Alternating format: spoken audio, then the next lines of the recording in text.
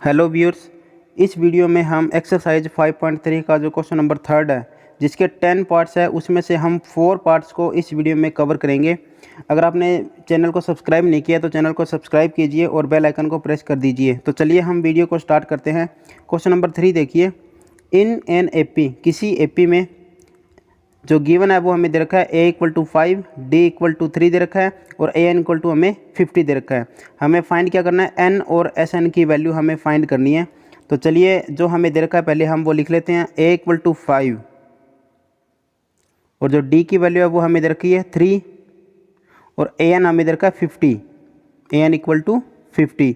हमें फाइंड करना है n, तो n = हम क्वेश्चन मार्क लगा देंगे और एक हमें एस एन की वैल्यू फाइंड करनी है, तो एस एन = भी क्या हो जाएगा, क्वेश्चन मार्क हो जाएगा।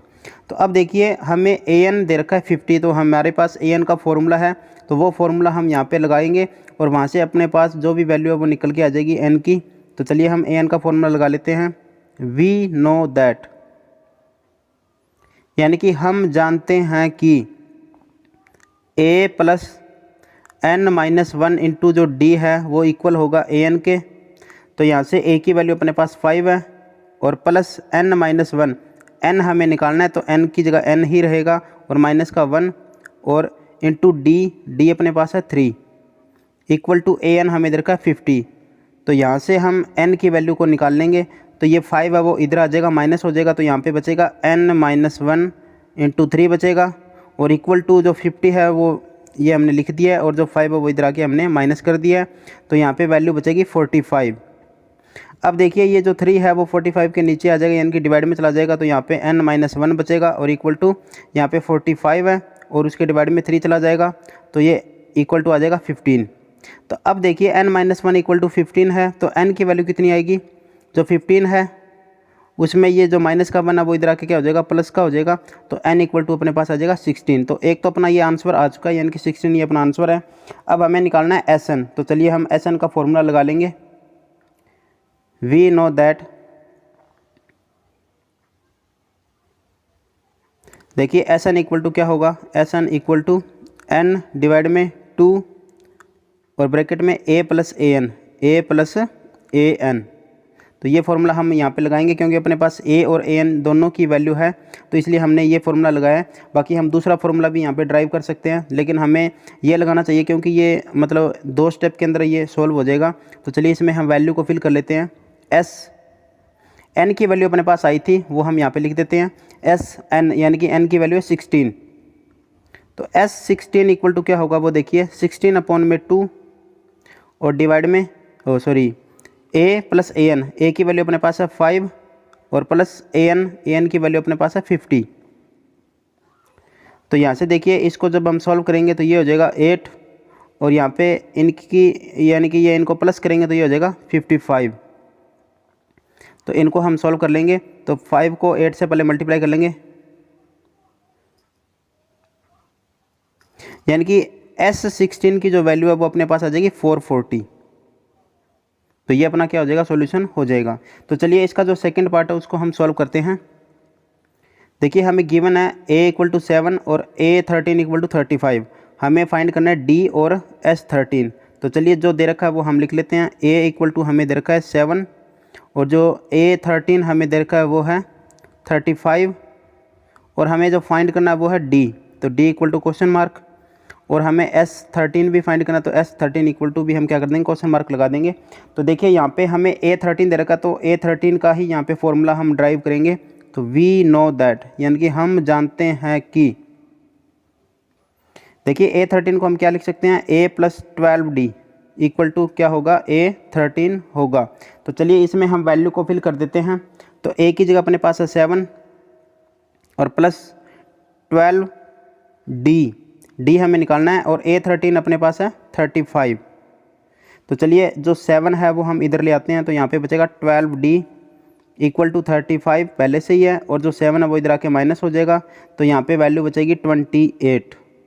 अब देखिए d = क्या आएगा, तो 28 तो पहले से ही है और जो ये 12 है वो इसके डिवाइड में चला जाएगा।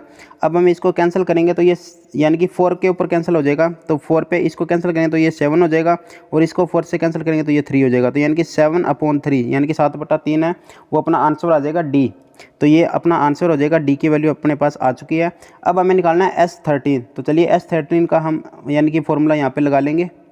तो S13 इक्वल टू यानी कि n/2 यानी कि 13/2 हो जाएगा और डिवाइड ब्रैकेट में क्या था a + an था। तो a अपने पास है 7 और जो an है यानी कि A13 है वो अपने पास है 35। तो चलिए इसको हम सॉल्व कर लेते हैं। तो ये हो जाएगा 13/2 ही रहेगा और इन दोनों को अगर हम प्लस करेंगे तो ये हो जाएगा 42। इसको हम कैंसिल कर देंगे 21 पे। तो इन दोनों की हमने मल्टीप्लाई करनी है, तो 13 एकम 13 हो जाएगा और 1 कैरी, 13 दूना 26 और 1 27 यानी कि 273। तो S13 की जो वैल्यू आ जाएगी वो आ जाएगी 273। तो अपना एक ये भी आंसर हो जाएगा।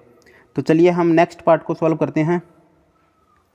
गिवन हमें है A12 इक्वल टू 37 और जो D की वैल्यू है वो है 3 और A हमें फाइंड करना है और S12 भी हमें फाइंड करना है। तो चलिए जो दे रखा है वो हम लिख लेते हैं। A12 इक्वल टू A12 हमें दे रखा है इक्वल टू 37 और जो D की वैल्यू हमें दे रखी है वो है 3 और हमें फाइंड करना है, एक तो A फाइंड करना है और एक हमें फाइंड करना है S12।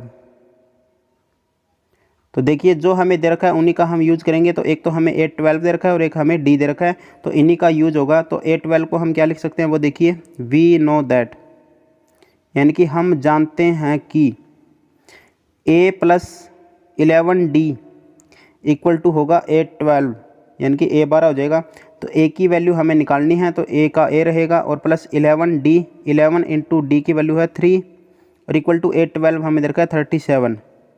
तो यहाँ से हम इसको सॉल्व कर लेंगे। A प्लस ये हो जाएगा 33 इक्वल टू 37। तो यहाँ से A की वैल्यू आ जाएगी यानी कि 37 और ये 33 इधर आके माइनस हो जाएगा, तो A की वैल्यू बचेगी 4। तो एक तो अपना ये आंसर हो जाएगा 4। अब हमें निकालना है S12 निकालना है। तो देखिए S12 का हम यहाँ पे फॉर्मूला लगा देंगे। Sn इक्वल टू क्या होता है, n डिवाइड में 2 और ब्रैकेट में A + an। अब देखिए हमें S12 निकालना है, तो n की जगह हम 12 फिल कर देंगे। तो S12 इक्वल टू क्या होगा, n की जगह 12 हो जाएगा डिवाइड में 2 और ब्रैकेट में A + an। A की वैल्यू अपने पास है, ये हमने निकाली अभी 4 है और प्लस an, n की जगह हमने 12 लिखना है यानी कि A12 हो जाएगा। अब देखिए S12 इक्वल टू ये तो हो जाएगा 6 और यहाँ पे 4 है और प्लस A12 की जगह हमारे पास वैल्यू है 37, तो वो हम यहाँ पे लिख देंगे 37। तो यहाँ से S12 की वैल्यू आ जाएगी यानी कि 6 और मल्टीप्लाई में इसको हम इनको प्लस कर लेंगे तो ये हो जाएगा 41। तो इसको हम मल्टीप्लाई करेंगे तो ये 6 1 = 6 हो जाएगा और 6 4 = 24 यानी कि 246 यानी कि 246 अपना आंसर हो जाएगा। तो चलिए हम इस वीडियो का लास्ट पार्ट भी हम सॉल्व कर लेते हैं। गिवन है हमें A3 यानी कि 15 और S10 इक्वल टू 125 हमें फाइंड करना है D और A10 यानी कि D की वैल्यू निकालनी है और A10 की वैल्यू निकालनी है। तो जो गिवन है वो हम लिख लेते हैं। A3 हमें दे रखा है, A3 इक्वल टू 15 है और S10 इक्वल टू हमें दे रखा है 125 और हमें जो फाइंड करना है वो है D और जो सेकंड हमें फाइंड करना है वो है A10। तो देखिए ये दोनों हमें दे रखे हैं, तो इन दोनों का ही हम यूज़ करेंगे। तो सबसे पहले हम इसको लिख लेते हैं, वी नो दैट यानी कि हम जानते हैं कि A3 को हम क्या लिखेंगे, A + 2D इक्वल टू होता है A3। तो A ना अपने पास A है ना अपने पास D है, तो ये सेम टू सेम ही रहेगा। A3 की वैल्यू अपने पास है 15, तो यहाँ से हम A की वैल्यू निकाल लेंगे। A इक्वल टू क्या आएगा, 15 - 2D। ये अपने पास इक्वेशन फर्स्ट आ जाएगी, इसका हम यूज़ करेंगे और इसको यहाँ से जो भी वैल्यू आएगी उसमें हम फिल कर लेंगे। तो चलिए सिमिलरली यानी कि इसी प्रकार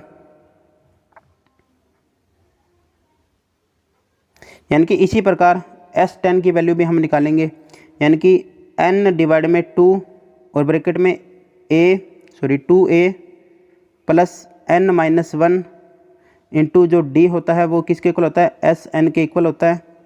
तो यहाँ पे n की जगह हमने फिल करना है 10, यानी कि S10 की वैल्यू निकालेंगे हम। तो यहाँ पे S10 लिख देंगे, n की जगह हमने 10 फिल कर दिया है।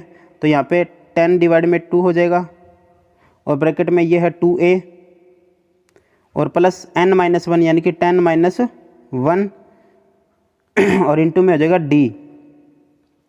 अब देखिए ये तो हो जाएगा 5 और यहाँ पे बचेगा 2a और प्लस यहाँ पे बचेगा 9d और इक्वल टू S10 की वैल्यू अपने पास है 125। तो ये जो 5 है वो इधर आके डिवाइड हो जाएगा। तो 2a plus 9d equal to, ये इसको डिवाइड करेगा तो यहाँ पे बचेगा 25। अब देखिए इसमें a की जगह हमने वैल्यू फिल करनी है यहाँ से इक्वेशन 1 से। तो देखिए इसको मैं आगे लिख लेता हूँ, 2a plus 9d equal to 25। 2a plus 9d equal to 25 यहाँ पे आया था। हमने a की जगह वैल्यू फिल करनी है फ्रॉम इक्वेशन 1 से। तो देखिए a की वैल्यू अपने पास क्या है, 15 माइनस 2d। तो a की जगह मैं लिख दूंगा 15 माइनस 2d और प्लस 9d इक्वल टू 25। अब ये कहाँ से है, ये मैं यहाँ पे लिख देता हूँ फ्रॉम इक्वेशन 1 यानी कि पहली समीकरण से। इसको मल्टीप्लाई करेंगे तो ये हो जाएगा 30 और माइनस 2 2 जा 4d और प्लस का 9d और इक्वल टू 25। अब देखिए इनका सॉल्यूशन करेंगे तो ये तो हो जाएगा 5d और इक्वल टू 25 है और ये जो 30 है वो प्लस का इधर आके माइनस का हो जाएगा 30। तो यहाँ पे 5d इक्वल टू कितना बचेगा, माइनस का 5 बचेगा। तो यहाँ से हम d की वैल्यू को निकाल लेंगे तो वो हो जाएगा माइनस का 5 अपॉन में 5 यानी कि माइनस का 1। तो अपने पास d भी आ चुका है क्योंकि हमें d की वैल्यू निकालनी थी और एक हमें निकालना है a10। तो अब देखिए a10 की वैल्यू हम कैसे फाइंड करेंगे। देखिए हमें a3 दे रखा है, तो a3 में जब हम d को प्लस करेंगे तो वो वैल्यू आ जाएगी a4 की। अगर हम 2d प्लस करेंगे तो a5 आ जाएगा। अगर हम 3d प्लस करेंगे तो a6 आ जाएगा। हमें निकालना है a10। तो a10 की वैल्यू कैसी हो जाएगी, a3 प्लस 7d हो जाएगा। तो चलिए इससे हम a10 की वैल्यू को निकाल लेंगे। a3 अपने को दे रखा है, वो देखिए a3 अपने पास है 15, तो 15 हो जाएगा और प्लस 7d, 7 और d की वैल्यू है माइनस का 1। तो ये हो जाएगा 15 माइनस 7। तो यहाँ से a10 की वैल्यू आ जाएगी 8। तो ये अपना आंसर हो जाएगा।